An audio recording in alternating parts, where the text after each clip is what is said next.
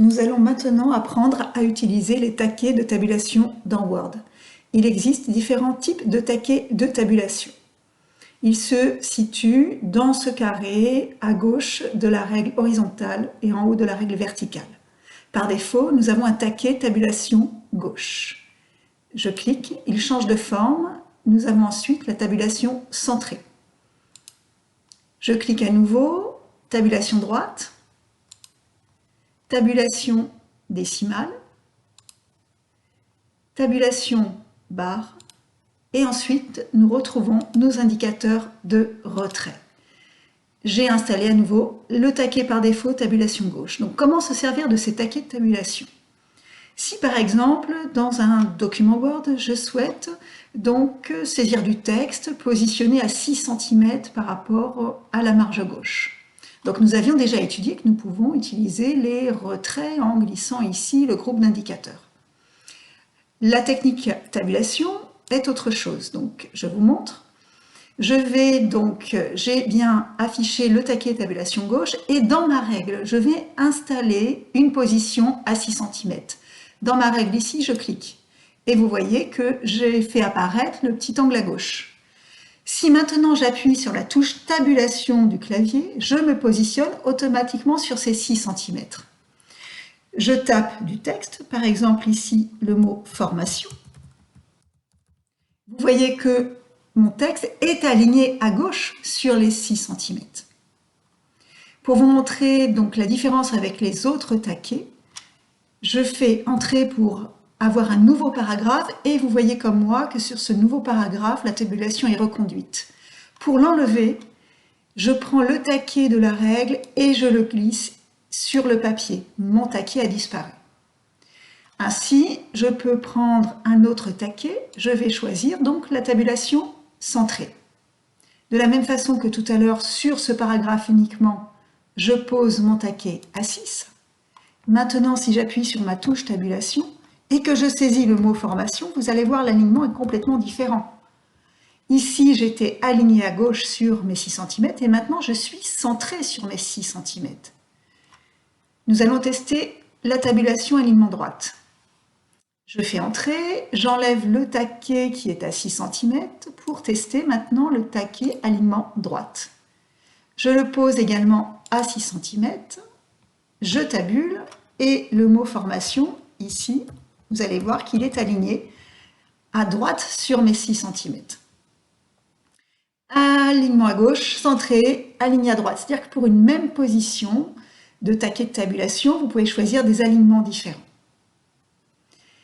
Je fais entrer et ce que je voudrais vous montrer maintenant, c'est le taquet. Alors je vais déjà enlever ici mon taquet de 6 et vous montrer donc le taquet tabulation décimale. Très important dans Word pour bien aligner vos nombres sur la position décimale, c'est-à-dire sur la virgule.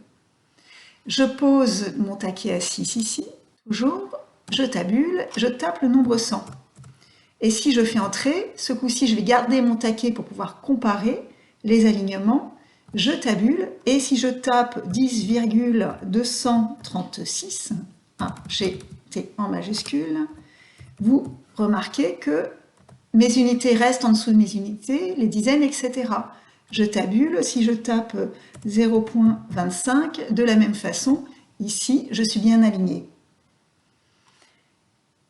Je vous montre maintenant comment utiliser ces taquets de tabulation, un autre usage, toujours pour aligner du texte, mais mettre du texte sur plusieurs colonnes. Alors, la première astuce que l'on a vue déjà, c'est de faire des tableaux. On peut faire des tableaux avec des colonnes sans bordure. L'utilité des tabulations est la suivante aussi. Admettons que je reprenne ma tabulation alignement gauche ici. Et je vais déjà enlever celle-ci. Voilà. Je pose un taquet. Je peux mettre plusieurs taquets sur le même paragraphe. Donc à 3 cm ici, à 9 cm, pourquoi pas, et à 13.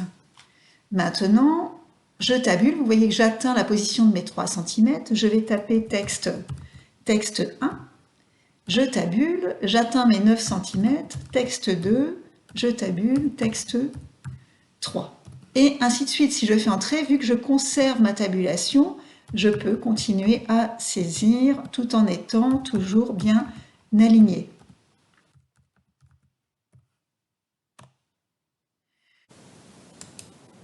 Donc sur cet exemple, j'ai toujours utilisé le même type de taquet de tabulation, à 3, à 9 et à 13, un taquet alignement gauche.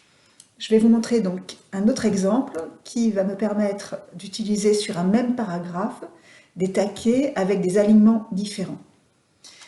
J'enlève mon taquet 3, 9 et 13. Je souhaiterais saisir du texte aligné à gauche sur 5 cm. Donc je pose un taquet ici, alignement gauche à 5. Et je souhaite saisir des nombres qui seront bien alignés sur le point décimal à la position 10. Je tabule, je tape donc prix 1, tabulation, je tape un prix de 20, un nombre 20. Tabulation. Sur le second paragraphe, je continue et je tape 123.25. Vous voyez que mes nombres sont bien alignés sur le point décimal. Ici, prix 3, je tape 1500.3, juste une décimale. Donc mes nombres sont bien alignés ici, la virgule est bien positionnée à 10 cm, mes unités sont en dessous des unités, dizaines, etc.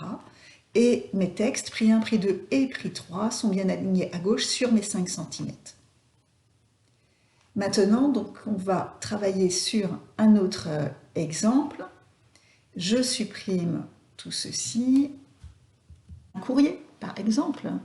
Et donc vous avez une adresse destinataire, pourquoi pas déjà ici, si je saisis, qu'est-ce que je vais mettre allez, je vais mettre adresse justement, destinataire du courrier,